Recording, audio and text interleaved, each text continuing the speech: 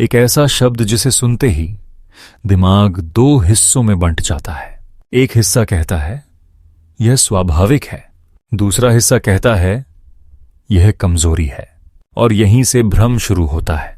मैं यह बात एक पुरुष के रूप में कह रहा हूं, क्योंकि पुरुष के जीवन में कामना को या तो बहुत ग्लोरीफाई किया गया है या बहुत दबाया गया है।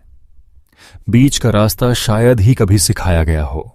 हमें या तो बताया गया कि मर्द बनो, इच्छा रखो, जीत हासिल करो, या फिर यह कहा गया कि इच्छा पाप है, इसे मार दो, इससे ऊपर उठो। लेकिन किसी ने यह नहीं पूछा कामना आखिर है क्या?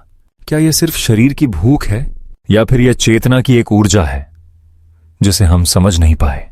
अगर कामना सिर्फ शरीर की भूख होती तो पेट भरते ही खत्म हो जाती, लेकिन हम जानते हैं ऐसा नहीं होता। एक इच्छा पूरी होती है और दूसरी पैदा हो जाती है। एक आकर्षण शांत होता है और नया जन्म ले लेता है। तो सवाल यह नहीं है कि कामना क्यों है, सवाल यह है कि यह आती कहां से है। अधिकतर पुरुष यह मान लेते हैं कि कामना शरीर से आती है, हार्मोन, टेस्टोस्टेरोन, उम्र, दृश्य और बस। लेकिन यह आधा सच है। अगर कामना सिर्फ शरीर से आती तो हर मजबूत शरीर वाला पुरुष सबसे अधिक संतुलित होता। लेकिन वास्तविकता उलटी है। सबसे ज्यादा बेचैन वही होते हैं जो सबसे ज्यादा दबाते हैं या सबसे ज्यादा भागते हैं। कामना शरीर में महसूस होती है, लेकिन जन्म वहां नहीं लेती, वह चेतना में पैदा होती है।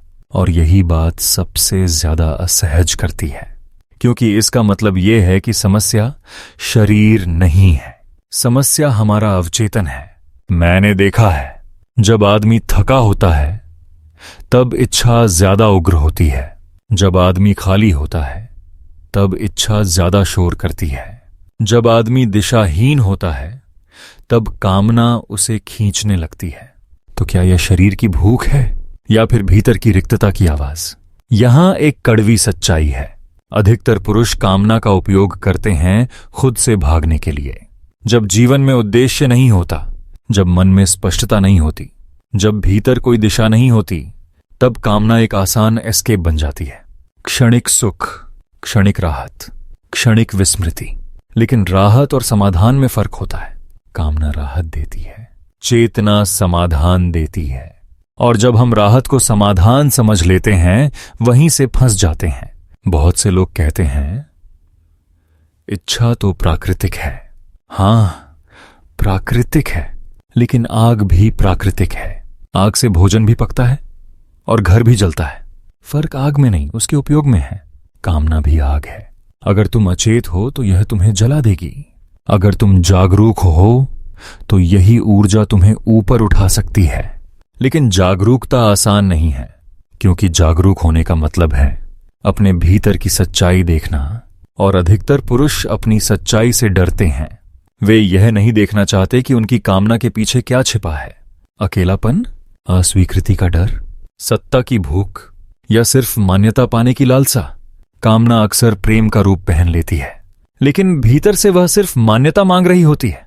मुझे चाहो, मुझे चुनो, मुझे महत्वपूर्ण बनाओ। और जब यह नहीं मिलता तो क्रोध आता है, हताशा आती है, या फिर और गहरी कामना। यह एक चक्र है, और इस चक्र को तोड़ने के लिए पहले यह स्वीकार करना पड़ता है कि कामना कोई दुश्मन नहीं है। दुश्मन है अज्ञान, दुश्मन है यह न जानना कि तुम किस स्तर से कामना कर रहे हो। अगर तुम शरीर के स्तर से कामना कर रहे हो तो तुम सिर्फ उपभोग करोगे। अगर तुम मन के स्तर से कामना कर रहे हो तो तुम आसक्त हो जाओगे। लेकिन अगर तुम चेतना के स्तर से कामना को देख पाओ तो वही कामना रूपांतरित हो सकती है। यहीं से कामना बनाम ब्रह्मचर्य की बहस गलत हो जाती है। असल सवाल यह नहीं है कि कामना होनी चाहिए या नहीं। असल सवाल यह है कि क्या तुम उसके मालिक हो या वह तुम्हारी मालिक है। अगर कामना तुम्हें खींच रही है, अगर वह तुम्हारे निर्णय चला रही है, अगर वह तुम्हारी शांति छीन रही है, तो वह शरीर की भूख नहीं है, वह चेतना की गिरी हुई अवस्था है। लेकिन अगर तुम कामना को देख सकते हो, उसमें बहे बिना, उससे लड़े बिना, तो वही कामना ऊर्जा बन जाती है। और ऊर्जा हमेशा तटस्थ होती है, वह नीचे भी जा सकती है, वह ऊपर भी उठ सकती है। पुरुषों को यह सिखाया ही नहीं गया कि कामना को समझा कैसे जाए। या तो करो कहा गया या छोड़ो कहा गया, लेकिन देखो किसी ने नहीं कहा। और देखना सबसे क्रांतिकारी काम है। जब तुम अपनी इच्छा को बिना जजमेंट के देखते हो तो वह धीरे धीरे अपना रूप बदलने लगती है, क्योंकि चेतना का स्वभाव है अंधेरे को रोशनी में बदलना। इस अध्याय का उद्देश्य कामना को परिभाषित करना नहीं है, यह दिखाना है कि कामना सिर्फ शरीर की नहीं होती, वह चेतना की भाषा भी है। लेकिन हम उसे गलत तरीके से पढ़ते हैं। शांति नहीं आती तो इसका मतलब है कि चाह कहीं और से आई है। आज का पुरुष लगातार ओवर स्टिम्युलेटेड है, उसकी आंखें थकी हुई हैं, उसका दिमाग भरा हुआ है, लेकिन उसका दिल खाली है। और जब दिल खाली होता है तो कामना शोर मचाती है। यहां एक और कड़वी सच्चाई है। कामना अक्सर शक्ति की कमी का संकेत होती है। जब आदमी खुद को सशक्त महसूस करता है, अपने उद्देश्य में, अपने काम में, अपने अस्तित्व में, तब कामना स्वाभाविक होती है, लेकिन वह हावी नहीं होती। वह बहती है लेकिन डुबोती नहीं। लेकिन जब आदमी भीतर से कमजोर होता है तब कामना उसकी बैसाखी बन जाती है, वह उससे खड़ा रहता है। यही कारण है कि बहुत से पुरुष कहते हैं, मैं कोशिश करता हूं कंट्रोल करने की, लेकिन नहीं हो पाता। क्योंकि वे कंट्रोल करना चाहते हैं, समझना नहीं।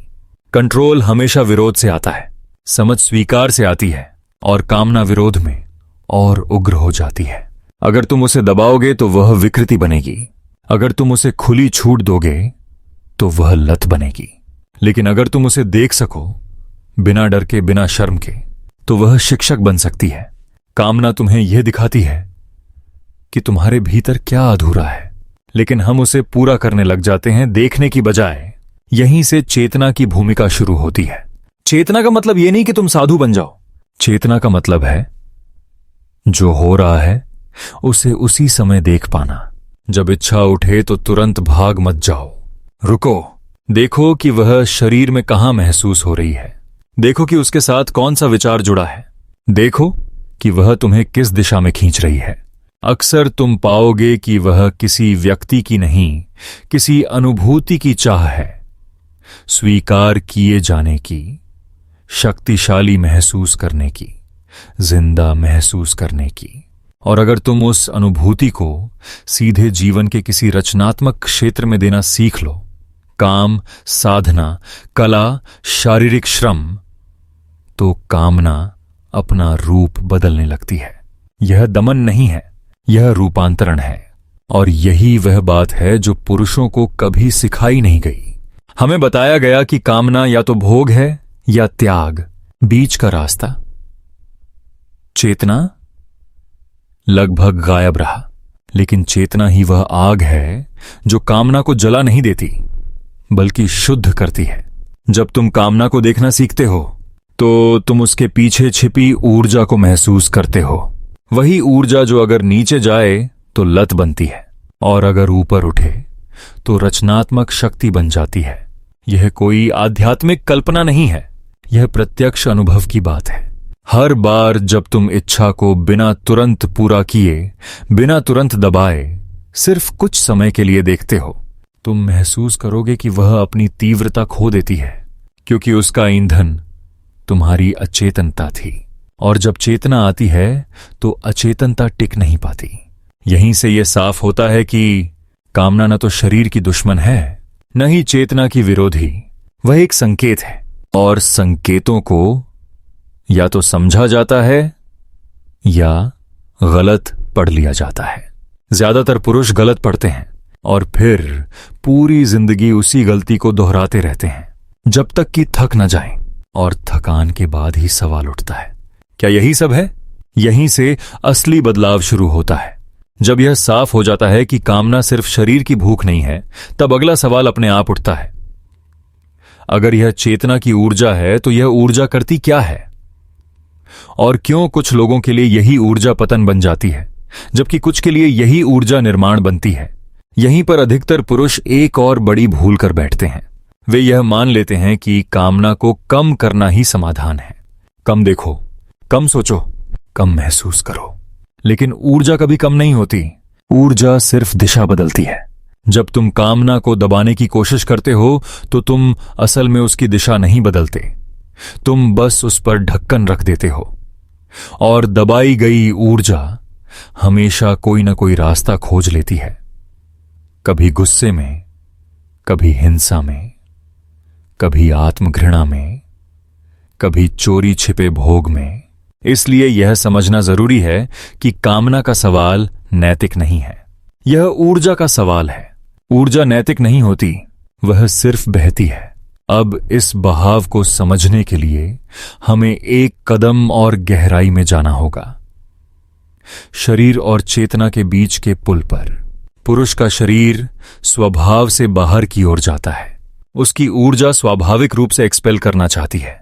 इसलिए कामना पुरुष में अधिक तीव्र, अधिक तात्कालिक और अधिक शारीरिक रूप में महसूस होती है। लेकिन यही ऊर्जा अगर केवल बाहर ही जाती रहे तो आदमी भीतर से खाली होता चला जाता है। और यही आज की दुनिया में हो रहा है। पुरुष दिन भर ऊर्जा बाहर फेंक रहा है, काम में, प्रतिस्पर्धा में, स्क्रीन में, कल्पनाओं में, संबंधों में। लेकिन उसे यह कभी नहीं सिखाया गया कि ऊर्जा को भीतर कैसे लाया जाए। कामना का रूपांतरण यहीं से शुरू होता है। पहला स्तर, अचेतन कामना। इस स्तर पर आदमी प्रतिक्रिया करता है। कुछ दिखा, खिंच गया, कुछ महसूस हुआ, भागा। यह स्तर सबसे ज्यादा थकाने वाला होता है, क्योंकि इसमें आदमी की कोई एजेंसी नहीं होती। वह खुद को नहीं चलाता, उसे चलाया जाता है। दूसरा स्तर, नियंत्रित कामना। यहां आदमी इच्छा को रोकने की कोशिश करता है, नियम बनाता है, व्रत लेता है, खुद से लड़ता है। कुछ समय तक यह काम करता है, लेकिन भीतर तनाव बनता जाता है, क्योंकि ऊर्जा बहना चाहती है और तुम उसे दीवार से टकरा रहे हो। तीसरा स्तर, जागरूक कामना। यहां असली काम शुरू होता है। जागरूक कामना का मतलब यह नहीं है कि इच्छा खत्म हो जाती है। इसका मतलब है कि इच्छा देखी जाती है और देखने से ही दिशा बदलने की संभावना पैदा होती है। जब कामना उठे और तुम तुरंत प्रतिक्रिया न करो तो तुम पहली बार महसूस करोगे कि उसके भीतर एक कच्ची, शक्तिशाली ऊर्जा है। वही ऊर्जा जो अगर सेक्स में जाए तो क्षणिक सुख देती है, लेकिन अगर रचनात्मकता में जाए तो कुछ नया जन्म देती है। अगर साधना में जाए तो तुम्हें तुम्हारे भीतर ले जाती है। यही कारण है कि इतिहास में जिन पुरुषों ने कुछ बड़ा रचा, कला, दर्शन, विज्ञान, युद्ध, तपस्या, मुसद्दा, उनके जीवन में कामना थी, लेकिन वह बिखरी हुई नहीं थी। उन्होंने उसे दिशा दी। यह दिशा देने की प्रक्रिया अचानक नहीं होती, यह अभ्यास से आती है। सबसे पहला अभ्यास, देह से दूरी नहीं, देह से संपर्क। अजीब लगेगा, लेकिन सच यही है। जो पुरुष अपने शरीर से भागते हैं वही कामना से सबसे ज्यादा परेशान रहते हैं, और जो अपने शरीर को महसूस करना सीख लेते हैं उनकी कामना धीरे धीरे शांत होने लगती है। जब इच्छा उठे तो शरीर में रहो, सिर में मत भागो, कल्पना में मत डूबो। महसूस करो कि शरीर में क्या हो रहा है। सांस कहां तेज हुई है, कहां गर्मी बढ़ी है, कहां खिंचाव है। यह उपस्थिति ही ऊर्जा को फैलने नहीं देती। दूसरा अभ्यास, गति बदलना। कामना तेज होती है, वह तुरंत चाहती है अब, लेकिन चेतना धीमी होती है। जब तुम अपनी गति धीमी करते हो, चलने में, बोलने में, खाने में, देखने में, तो कामना की तीव्रता अपने आप कम होने लगती है, क्योंकि कामना को गति चाहिए और चेतना को ठहराव। तीसरा अभ्यास, ऊर्जा का वैकल्पिक मार्ग। ऊर्जा को रोका नहीं जा सकता, लेकिन मोड़ा जा सकता है। जब इच्छा बहुत तीव्र हो तब शरीर को किसी रचनात्मक या शारीरिक काम में लगाओ। दौड़ना, वजन उठाना, लिखना, संगीत, कोई भी काम जिसमें पूरा ध्यान लगे। यह डिस्ट्रैक्शन नहीं है, यह ट्रांसम्यूटेशन है। धीरे धीरे तुम देखोगे कि वही ऊर्जा जो पहले तुम्हें बेचैन करती थी अब तुम्हें शक्तिशाली बना रही है। यहीं पर चेतना और कामना का रिश्ता बदलता है। कामना दुश्मन नहीं रहती, वह कच्चा ईंधन बन जाती है और चेतना उस ईंधन से आग नहीं प्रकाश पैदा करती है। इस स्तर पर एक और चीज होती है, आदमी का आकर्षण बदल जाता है। वह हर शरीर पर प्रतिक्रिया नहीं करता, हर संकेत पर नहीं डोलता, क्योंकि अब उसकी ऊर्जा बिखरी नहीं है। और यही वह स्थिति है जहां पुरुष पहली बार खुद को संपूर्ण महसूस करता है, बिना भोग के, बिना दमन के। यह पूर्णता स्थिर नहीं रहती। कामना फिर उठेगी, फिर गिरेगी, लेकिन फर्क यह होगा कि अब तुम अंधे नहीं हो। और जब अंधापन जाता है तो गुलामी भी जाती है। यहीं से यह सवाल उठता है, अगर कामना इतनी शक्तिशाली ऊर्जा है तो समाज उसे इतना भड़काता क्यों है? और क्यों आधुनिक व्यवस्था चाहती है कि पुरुष हमेशा अधूरा, उत्तेजित और असंतुष्ट बना रहे? यहीं से अगली परत खुलती है। समाज कामना को इसीलिए भड़काता है क्योंकि जागरूक पुरुष सबसे खतरनाक होता है। खतरनाक सत्ता के लिए, बाजार के लिए और उन संरचनाओं के लिए जो आदमी को उपभोक्ता बनाकर रखना चाहती हैं। एक असंतुष्ट पुरुष सबसे अच्छा ग्राहक होता है और एक उत्तेजित पुरुष सबसे आसान नियंत्रित होने वाला व्यक्ति। यह कोई साजिश की कहानी नहीं है, यह एक सीधा सा गणित है। जिस व्यक्ति के भीतर खालीपन है उसे कुछ न कुछ भरने की जरूरत पड़ेगी, और जो उसे भरने का दावा करेगा वही उस पर राज करेगा। आज चारों तरफ जो दृश्य हैं, विज्ञापन, सोशल मीडिया, फिल्में, संगीत, ये सब एक ही बात दोहरा रहे हैं, तुम अधूरे हो और तुम्हें कुछ चाहिए। कभी वह शरीर के रूप में दिखाया जाता है, कभी सफलता के रूप में, कभी मान्यता के रूप में, लेकिन संदेश एक ही है, जो तुम हो वह पर्याप्त नहीं है। और यह संदेश सीधे कामना को छूता है, क्योंकि कामना वहीं पैदा होती है जहां मैं पर्याप्त नहीं हूं का भाव बैठा होता है। आधुनिक व्यवस्था कामना को इसलिए नहीं बढ़ाती कि वह आनंद चाहती है, वह कामना को बढ़ाती है क्योंकि वह बेचैनी चाहती है।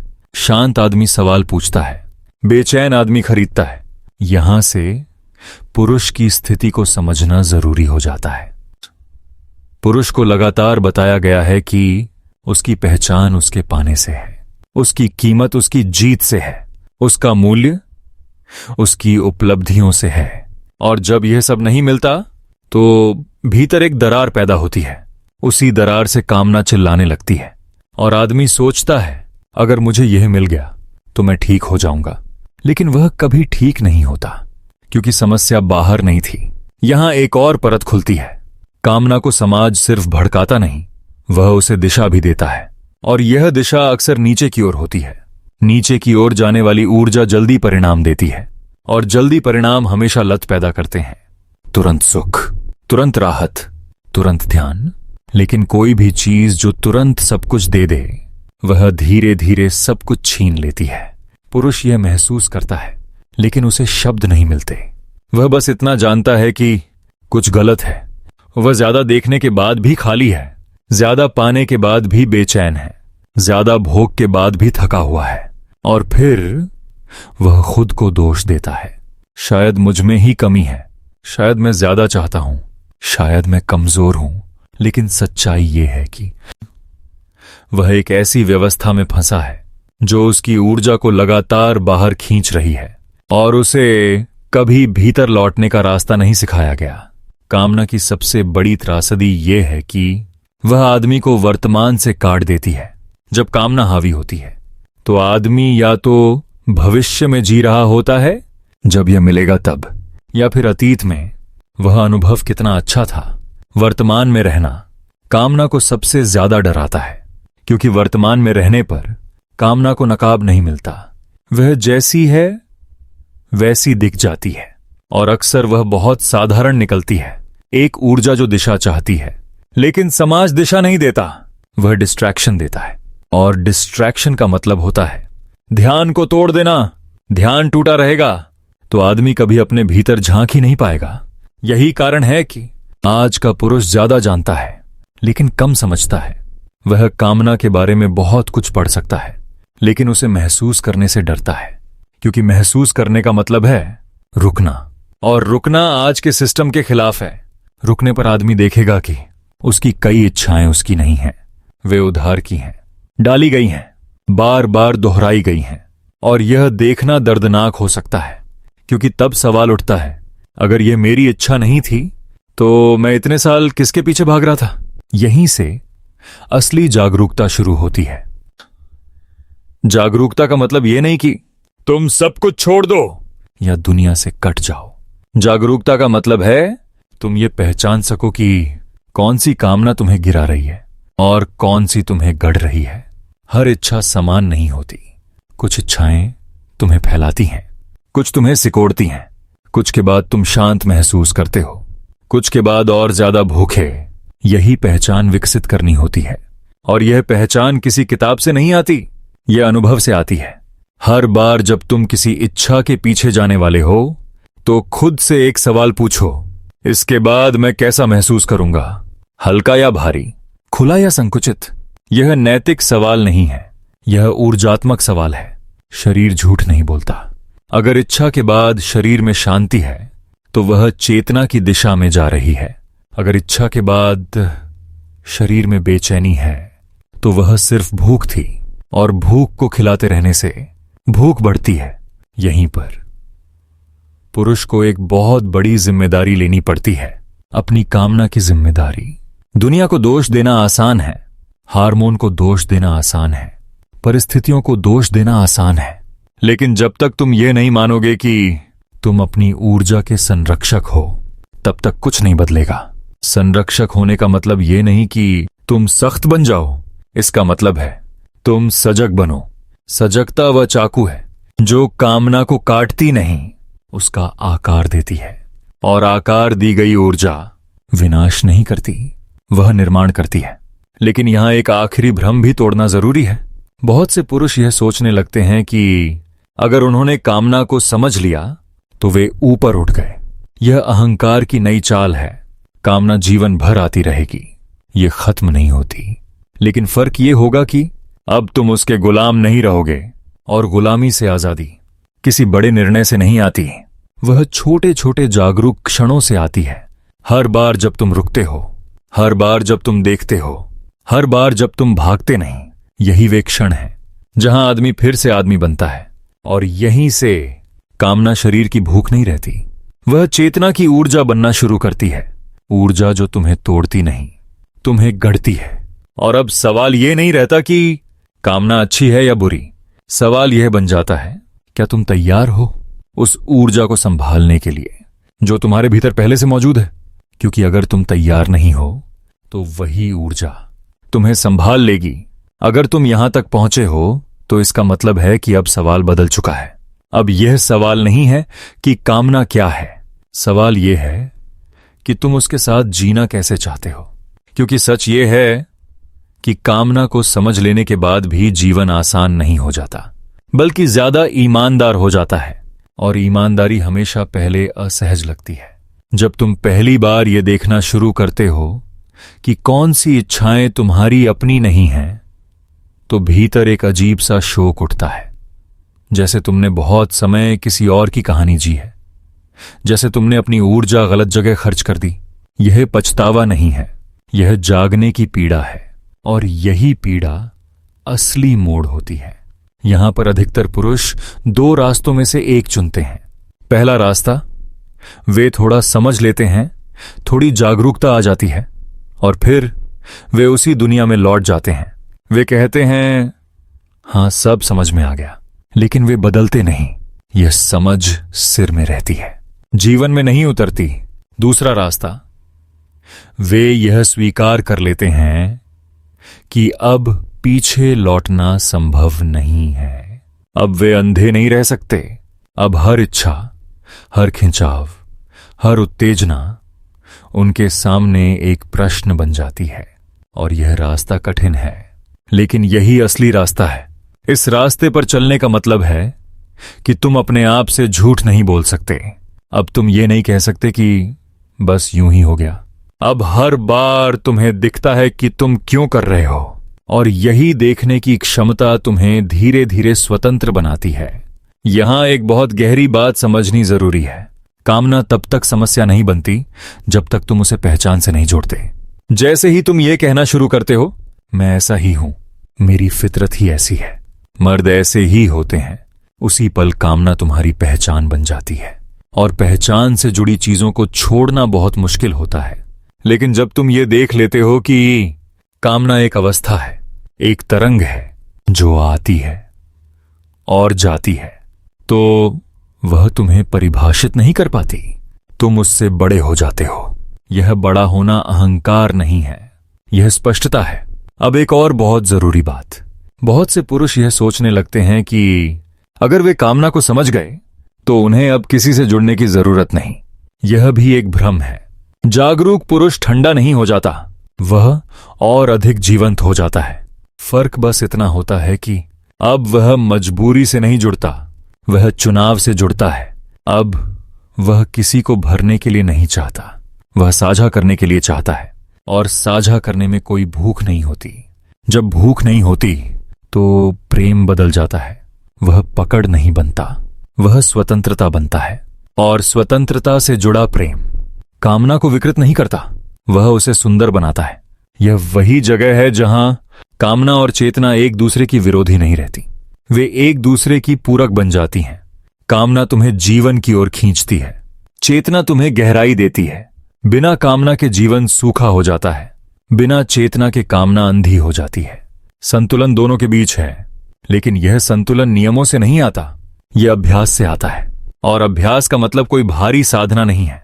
अभ्यास का मतलब है हर दिन थोड़ा सा ईमानदार होना।